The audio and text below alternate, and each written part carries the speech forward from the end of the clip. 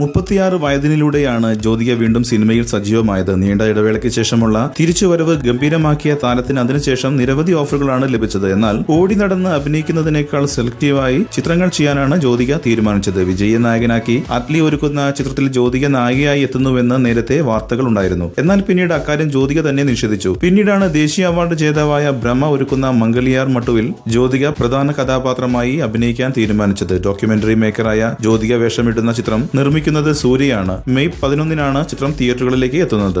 മംഗലിയാർ മട്ടുവിന്റെ audio ലോഞ്ചിനിടയിൽ Jyothika നടത്തിയ പ്രസംഗം ഇതിനോടകം തന്നെ സമൂഹ മാധ്യമങ്ങളിലൂടെ വൈറലായി കഴിഞ്ഞു. സിനിമയിൽ ഒന്നിൽ കൂടുതൽ നായികമാർ എന്തിനാണെന്നാണ് താരം പ്രസംഗത്തിൽ ചോദിച്ചത്. ഗ്ലാമർ പ്രദർശനത്തിനും ദ്വയാർത്ഥ സംഭാഷണങ്ങൾക്കുമാണ് അഭിനേത്രികളെ ഉപയോഗിക്കുന്നത്. ലഹരി വസ്തുക്കൾ പോലെയോ കാഴ്ചയ്ക്കുള്ള ഉപകരണമായോ സ്ത്രീകളെ ഉപയോഗിക്കരുത് എന്ന അപേക്ഷയും സംവിധായകർക്ക് മുമ്പിൽ താരം വെച്ചു. തീർത്തും വികാരഭരിതയാണ് ജ്യോതിക ചടങ്ങിൽ സംസാരിച്ചത്. ജ്യോതികയ്ക്കും സൂര്യയ്ക്കുമൊപ്പം കുടുംബാംഗങ്ങൾ മുഴുവനും ചടങ്ങിന് എത്തിയിരുന്നു. കൂടുതൽ സിനിമാ വാർത്തകൾക്കും വിശേഷങ്ങൾക്കും ഇപ്പോൾ തന്നെ സബ്സ്ക്രൈബ് ചെയ്യൂ മലയാളം ക്രിയേഷൻസ്.